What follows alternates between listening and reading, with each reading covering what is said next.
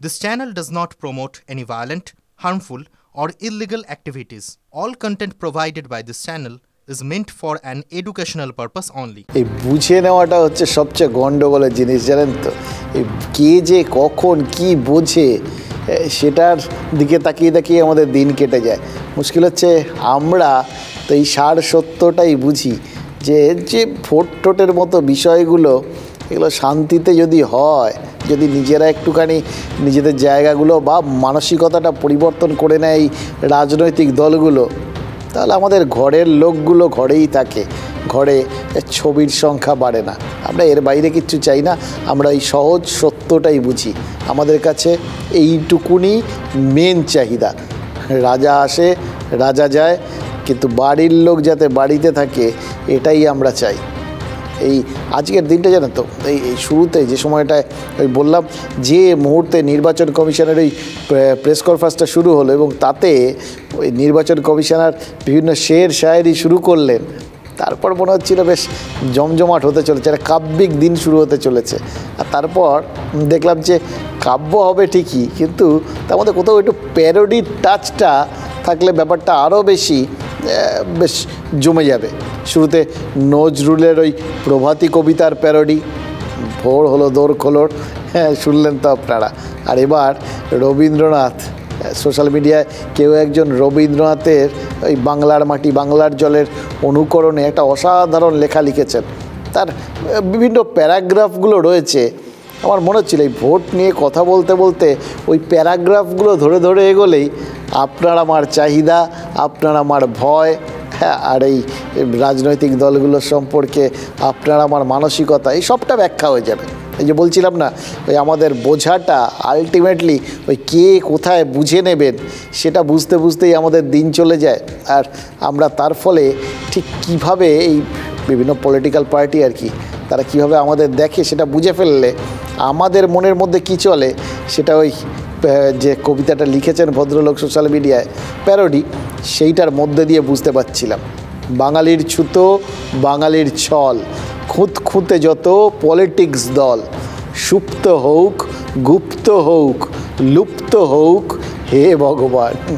এটা রাজনৈতিক নেতাদের ভাল লাগবে না, কে আর লুপ্ত গুপ্ত সুপ্ত হতে চায়। বরঞ্চ এই সমস্ত ভোটের সময় তাদের তো একটাই চিন্তা, যাবতীয় বিরোধিতা সেগুলো সুপ্ত হোক, যাবতীয় তাদের যে প্রতিপক্ষ যারা আছে তারা লুপ্ত হোক, এটাই তাদের চাহিদা। ফলে মুশকিল হচ্ছে আমরা ওই যে যারা আর কি একটু ভাবি যে একটু শান্তিতে থাকবো, আমাদের নিজেদের ভোট টোটগুলো নিজেরা দেবো, এরকম একটা গোষ্ঠী তাদের গুপ্ত হোক, এটাও কেউ চায়। এবং লাস্ট লাইনটা হে ভগবান, ওই একই আছে আমাদের মানুষের, আর কি আছে বলুন। কিন্তু আম বাঙালি কত কিছুই তো চায় তো বটে, পায় কি? নেতারা জানেন যে সব কিছুর একটা এক্সপায়ারি ডেট আছে। ওই যে শুনলেন না, ভোট পর্ব মিটলে একদিন কেন্দ্রীয় বাহিনী ফিরে যাবে, তাদের এখানে থাকারও একটা এক্সপায়ারি ডেট আছে। তাড়াতাড়ি এসছে, তাড়াতাড়ি ফিরে যদি না যায়, দেরি করেও ফিরে যাবে তো বটে, ফিরে যাবে ওই কমিশন নিযুক্ত যে ভোট পর্যবেক্ষকরা, তারাও তো চলে যাবে। আর তারপর তো একদিন ওই জাতীয় নির্বাচন কমিশনের হাত থেকে আইন শৃঙ্খলা ফের যার হাতে ফিরে আসার সেখানে ফিরবে। তাই হয়তো ওই অরূপ চক্রবর্তী, কল্যাণ বন্দ্যোপাধ্যায়রা এখন থেকে ওই দিনটিনগুলো গুনতে শুরু করে দিয়েছেন। দেখলেন তো অরূপ চক্রবর্তী কোনো রকম রাগ ঢাক না করে কিরকম মিষ্টি এসে বলে দিলেন, কেন্দ্রীয় বাহিনী ফিরে গেলে তারা খেলা দেখাবেন, তারা বুঝে নেবেন। যখন যে ক্ষমতায় থাকে সেই বুঝে নেয়। এই বিষয়টায় বাংলার মানুষ কিন্তু অভ্যস্ত হয়ে গেছে। তবু একটা কথা কিন্তু না বললেই নয়, ভোটের আগে আর ভোটের পরে কোথাও গিয়ে কনফিডেন্সের ফারাক হয়ে যাবে না তো। 19 শতকের গোড়ায় স্যামুয়েল ক্লিমেন্স নামে এক ভদ্রলোক ছিলেন আমেরিকায়। তার ছদ্মনামটা বললে আপনারা আরও সহজে তাকে চিনতে পারবেন, মার্ক টোয়েন। এই নামেই তাকে বেশি লোকে চেনে আর কি। তো মার্ক টোয়েন বলেছিলেন, there are 3 kinds of lie, damn lie and then come statistics। অর্থাৎ মিথ্যে 3 রকমের, মিথ্যে, ডাহা মিথ্যে, আর তারপর আসে পরিসংখ্যান। স্ট্যাটিস্টিক্সও ডাহা মিথ্যে হতে পারে। মার্ক টোয়েনের এই যে সাবধান বাহিনীটা, সেই সাবধান বাহিনীটা মাথায় রেখেই কিন্তু কিছু পরিসংখ্যান আজ আপনাদের সাথে শেয়ার করব। কারণ এই চারপাশে যা চলছে এবং বিভিন্ন মানুষের সাথে কথাবার্তা বলে সবাই মিলে বেশ কিছু বিষয় পরিসংখ্যানের মধ্যে দিয়ে তুলে ধরার চেষ্টা করছেন, ফলে সেই পরিসংখ্যানগুলো আপনাদের সঙ্গে শেয়ার না করলেই নয়। ভোটের বাদ্যি বেজে গেল, ৪ জুন রেজাল্ট। কি বলছে বাংলা, কি বলছে জনতার মন? নিউজ 18-এর ওপিনিয়ন পোল বলছে ৪২ আসনের মধ্যে ২৫টি আসন পেতে পারে বিজেপি, তৃণমূল পেতে পারে ১৭টি আসন। অন্যদিকে এবিপি আনন্দ সি ভোটার সমীক্ষা বলছে বিজেপি পেতে পারে ১৯টি আসন, ২৩টি আসন পেতে পারে তৃণমূল। TV9 পোল স্ট্যাটের সমীক্ষায় বিজেপি পেতে পারে ২৬টি আসন, তৃণমূল পেতে পারে ১৬টি আসন। সমীক্ষায় এগিয়ে বিজেপি, ইভিএমে কি এগিয়ে থাকবে? দেখুন, আপনাদের সামনে বিভিন্ন চ্যানেলের, আমাদের শুধু না অন্য চ্যানেলের, তাদের যে স্ট্যাটিস্টিক্সগুলো, তারা যা পরিসংখ্যান তৈরি করেছেন, ওপিনিয়ন পোল, মানুষের মতামত নিয়ে বিভিন্ন যে স্ট্যাটিস্টিক্স তৈরি করেছেন, সেটা তো তুলে ধরলাম। এতগুলো তুলে ধরলাম তার একটাই মাত্র কারণ এটা আমার নিজের ধারণা, এগুলো এখন একটা দিক নির্দেশ করছে, কিন্তু এর মধ্যে তো অনেক জিনিস মিসিং, তাই না? বেসিক জায়গাটাই মিসিং। এই মুহূর্তে এটা মানুষের হয়তো ইন জেনারেল চিন্তাভাবনা, তার একটা ছাপ বিভিন্ন চ্যানেলের এই সমস্ত সমীক্ষাতে উঠে এসছে, কিন্তু এখনও তো বহু আসনে সেখানে তো প্রার্থী ঘোষণা হয়নি। এরকম তো হতেই পারে যে প্রার্থী ঘোষণা হলো তাতে গোটা ব্যাপারটা ঘুরে গেল, এটা একটা সম্ভাবনা রয়েছে। দ্বিতীয় সম্ভাবনা কি, যে প্রার্থী হলো সে শেষ মুহূর্তে বা ভোটের পরে অন্য দলে চলে গেল, ফলে কোনোটাই কিছু বোঝা যায় না। এই ব্যাপারটা বুঝে আর মাথায় রাখতে হবে। ওই জন্য মার্ক টোয়েনকে সবার আগে স্মরণ করে নিয়েছি আর কি। আরও কিন্তু এর মাঝখানে এগুলো তো একটা ইন জেনারেল ট্রেন্ডটা দেখলে বোঝা যায় মানুষের মনের ভেতরে কোথাও গিয়ে কি খেলা করছে, একটা ধারণা তো পাওয়া যায়। এটা যদি পুরোপুরি নাও মেলে কোনো জিনিসটা, কিন্তু তাও ধরতে হবে যে একটা সংখ্যক মানুষের মনের মধ্যে কিন্তু এই ধরনের চিন্তাভাবনা রয়েছে, এটাকেও উড়িয়ে দেওয়া যায় না। এটাও খুব ইম্পর্টেন্ট। এটা আমার ধারণা। আমরা আরও সমীক্ষা করব এবং যত সময় যাবে, যত আমরা ভোটের দিকে এগোবো, আরও অনেক কিছু ঘটবে। একটা ছোট্ট ঘটনাতে গোটা বিষয় বদলে যেতে পারে, ফলে কোন জিনিসটা কতটা ভোটগুলো মানুষের মন তো সেটা কোন দিক থেকে কোন দিকে সুইং করবে, সেটা প্রতি মুহূর্তে সেই সমস্ত সমীক্ষাগুলোয় আপডেট হবে। যেরকম আপডেট আসে না সফটওয়্যারের, সেরকম আর কি এগুলোরও আপডেট আসবে আর কি, আপনারা বুঝতে পারবেন সেগুলো। কিন্তু এই সমস্তর বাইরে গিয়ে একটা জিনিস একটু খেয়াল করে দেখুন তো, আমাদের লোকসভায় যারা আর কি ক্ষমতায় আসতে চায়, তারা তো একটা টার্গেট নিয়ে এগোয়, একটা ম্যাজিক ফিগার দরকার, যেটার ও পেয়ে গেলে ক্ষমতায় আপনি চলে এলেন। এই আমাদের লোকসভায় সেটা কত, 272, তাই তো সবাই জানি। কারোর মাথায় আছে সেটা? কারোর মাথায় নেই। এখন ম্যাজিক ফিগার হয়ে গেছে 400, বিজেপির জন্য 370।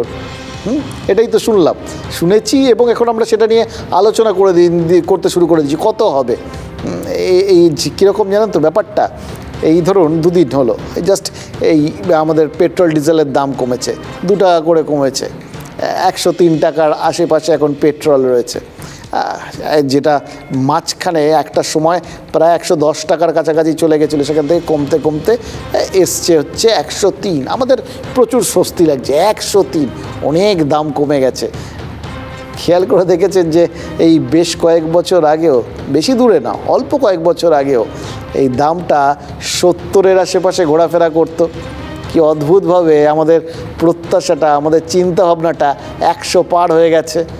এই 70 থেকে 100-র মধ্যে যে 30-এর ফারাক, এটা তো আমরা অভ্যস্ত হয়ে গেছি। এটাও সেরকম আর কি, ওই কোথাও গিয়ে 272 নেই মাথার মধ্যে, আমরা তার বদলে 370 না 400 সেই নিয়ে নিজেরা লড়ালড়ি করে যাচ্ছি, আলোচনা করছি, যাবতীয় কিছু ওইটার মধ্যেই হচ্ছে, তাই না? তার কারণ ওই কোথাও গিয়ে মোদি একবার বলে দিয়েছেন 400, আপ কি বার 400 পার, এনডিওর জন্য সেটা টার্গেট, আর বিজেপির জন্য 370। গোটা আলোচনা সেদিকে ঘুরে গেছে। এটা হচ্ছে মনস্তত্ত্ব। এই মনস্তাত্ত্বিক বিষয়গুলোই কিন্তু নিয়মিত রাজনীতিকরা খেলে থাকেন। একদিনের ক্রিকেট, সেখানে মানে এই সমস্ত আস্কিং রেট, টার্গেট টোটাল এগুলো বললেই এখন ক্রিকেটের কথা মনে পড়ে যায়। একদিনের ক্রিকেটে এক সময় 200টা বেশ স্বস্তিদায়ক একটা টোটাল ছিল, তারপর 300 হলো। 300 কোনো ব্যাপার না, আরও বেশি হওয়ার দরকার। যখন তখন 300 পেরিয়ে যায়। 2009 সালে কংগ্রেস 206টা আসনে জিতে সরকার গঠন করেছিল, আর বিজেপি 370-এর জন্য ছুটছে। প্রধানমন্ত্রী নরেন্দ্র মোদী ওই লোকসভায় ওই টার্গেট সেট করে দিয়েছেন। যেদিনই সেই টার্গেট সেট করেছেন বিজেপি আর এনডিএর জন্য, সেদিনই কিন্তু প্রশ্নটা জেগেছিল, জানেন তো, মনের মধ্যে, মোদী এটা কেন করছেন? দুটো কারণ। প্রথম কারণ, আরও উঁচুতে ওড়ার জন্য তিনি আকাশটাকেই আরেকটু উঁচু করে দিলেন। দ্বিতীয় কারণ, জয় আসছেই এটা ধরে নিয়ে বিজেপির কর্মীরা যেন আত্মতুষ্ট না হয়ে যান, তার জন্য তিনি প্রত্যেক দিন এই টার্গেটটাকে একটু একটু করে বাড়িয়েছেন এবং এখন এত উঁচুতে রেখে দিচ্ছেন। কংগ্রেসকে হারানো, ক্ষমতায় আসা এখন বিজেপির কাছে আর লক্ষ্যই নয়। কিন্তু মোদী ফিরছেন সেটা ধরে নিয়ে বিজেপি কর্মীরা যদি ঢিলে দিয়ে দেন, তাহলে কিন্তু 2004-এর বিপর্যয় ঘটে যেতে পারে। অথবা এরকম হলো, বিজেপি ক্ষমতায় এলো কিন্তু বাংলায় তৃণমূল, হিন্দি বলয়ে কংগ্রেস, এই উত্তরপ্রদেশে জাতিভিত্তিক দলগুলো এরা বেশ শক্তিশালী হয়ে টিকে রইল। এটা কিন্তু বিজেপির কাছে ওই পেনাল্টি মারার মতো ব্যাপার হয়ে যাবে। গোল করলে সবাই বলবে এটাই তো হওয়ার ছিল, মিস করলে এগুলো তাদের কাছে মিসের মতো। সবাই বলে এই পেনাল্টি তো গোল করতে পারলো না। ঠিক যেরকম করে ওই 200 বলে ধাক্কা খেতে হয়েছিল 2021-এ, ঠিক সেরকমই এবারের জন্য কিন্তু কোনো রকম যদি একটু ঢিলে দেয় কেউ, এবং তার মাঝখান দিয়ে ওই যেগুলো বললাম বিরোধিতার এই যে ছোট ছোট শিখা, সেগুলো যদি দাবানলের মতো জ্বলে ওঠে, বিজেপির বিরুদ্ধে যদি এগুলো আবার কোনো সময় একত্রিত হয়, তাহলে তো মুশকিলের গল্প। এই একদম অঙ্কুরে বিনাশের ব্যবস্থা করার জন্যই সম্ভবত এদের শুধু বিরোধীদের মানে মাটিতে ফেলা নয়, একদম মুছে দিতে চাইছেন কোথাও গিয়ে নরেন্দ্র মোদী। এমনভাবে চাইছেন যে কোথাও যেন এরা বেঁচে পড়তে ওঠার অক্সিজেনটা না পায়। এই নির্বাচনে তাই একেবারে বুলডোজার চালিয়ে দেওয়ার টার্গেট নিয়েছেন। বিজেপির ধারণা আর জনমত সমীক্ষা ইঙ্গিত এই দুটো তো এক জায়গায় আপাতত রয়েছে। গেরুয়া ঝড় বইবে, এটা মোটামুটি একটা ইঙ্গিত স্পষ্ট এই বিভিন্ন সমীক্ষায়। সেই ঝড় পালে লাগিয়ে যত দূর সম্ভব পৌঁছে যেতে চান মোদী, এবং সেটা এতটা দূরে যাতে নিজেকে বাকিদের ধরা ছোঁয়ার বাইরে নিয়ে যাওয়া যায়। বাংলাতেও তাই মোদী ওই 42-এর টার্গেট দিয়েছেন, মানে যেখানে অমিত শাহ 35 টার্গেট করে দেওয়ার পরিষেবার নাভিশ্বাস উঠছিল, সেখানে তিনি গোটা ব্যাপারটাকে 42-এ নিয়ে গেছেন, একদম 100%। এতটা যে হবে না সেটা তিনিও জানেন, তাও দিয়েছেন। ওই টার্গেট করে যতদূর পৌঁছানো যায়। এবার সমীক্ষা অনুযায়ী সত্যি যদি বাংলায় এই সিংহভাগ আসন বিজেপি পেয়ে যায়, কী হবে? 19-এর পর 21-এ কামব্যাক করেছে তৃণমূল, কিন্তু 24-এ সমীক্ষা মিলে গেলে 26-এ তৃণমূল কর্মীরা ওই কামব্যাক করার মতো ফাইট দিতে পারবেন কি? হয়তো সেটা বুঝেই তৃণমূলও রেকর্ড সংখ্যক আসনে জেতার একটা সাহসী ঘোষণা করে যাচ্ছে, যাতে তৃণমূল কর্মীরা ওই সমানে সমানে টার্গেট হতোদ্যম না হয়ে লড়াইয়ের ময়দানে বুক চিতিয়ে থাকেন। অন্তত এটা বলতে পারেন, ওরা 42-এ টার্গেট করছে, আমাদেরও টার্গেট তো 42-এ। অন্তত টার্গেটে তারা যে পিছিয়ে নেই, এটাই কিন্তু তাদের মনোবলটা ধরে রাখার সবথেকে বড় ওষুধ। অন্তত 30 থেকে 35 তৃণমূল কংগ্রেস পাবে, বাম এবং কংগ্রেস শূন্য পাবে। বিজেপির আসন বাকিগুলি থেকে কতটা কমানো যায় সে লড়াই তৃণমূল দিতে শুরু করেছে 42-এ টার্গেট করে। শুনলেন তো, মোটামুটি গোটা বিষয়টার মধ্যে কেউ কোনো রাগ ঢাক রাখেন না। কে কটা পাবেন সবাই পরিষ্কার করে সব জানেন। ফলে নেতারাও যখন এরকম একটা কনফিডেন্টলি তারা ডেট ঘোষণা করেন, তারা সংখ্যা ঘোষণা করেন, ফলে জনমত সমীক্ষা করে অনেক মানুষের মতামত নিয়ে একটা স্ট্যাটিস্টিক্স দাঁড় করালে তাতে বোধহয় খুব একটা মহাভারত অশুদ্ধ হয় না। সে যাই হোক, কিন্তু এই স্ট্যাটিস্টিক্সটা সত্যি অথবা মিথ্যে প্রমাণ করার জন্য নেতাদের মধ্যে কিন্তু একটা মানে তাগিদ কাজ করে, তারা সেই জন্য কাজও শুরু করে দিয়েছেন। সেই কাজটা দুর্জনেরা যাকে ডোল বলে থাকেন আর কি, সোজা বাংলায় খয়রাতি। এবার সেই খয়রাতি বাবদ দেদার খরচ তো হচ্ছেই, এটা গত কয়েক মাস ধরেই দেখছি। এবার সেটা আর এই মুহূর্তে আর ভোট ঘোষণা হয়ে গেল আর সম্ভব নয়, তাই আগেই ভোট ঘোষণার আগেই দুহাত উপুড় করে দিয়েছে রাজ্য আর কেন্দ্র দুয়ের শাসক দলই। এটা কিন্তু আমাদের জন্য ভালো, সাধারণ মানুষের জন্য। এবার এইখানেই হচ্ছে আসল প্রশ্নটা, কার ডোল ভোটারের মনে কতটা দোল দেবে তার উপরেই কিন্তু নির্ভর করছে কোন দল ভোটের পর ওই খোল করতাল নিয়ে বেরোবে। তবে যে দলই শেষ হাসুক না কেন, বাঙালির চেক, বাঙালির ক্যাশ বঙ্গ হয়েছেলে বাঙালির গ্যাস সস্তা হোক সস্তা হোক সস্তা হোক, হে ভগবান।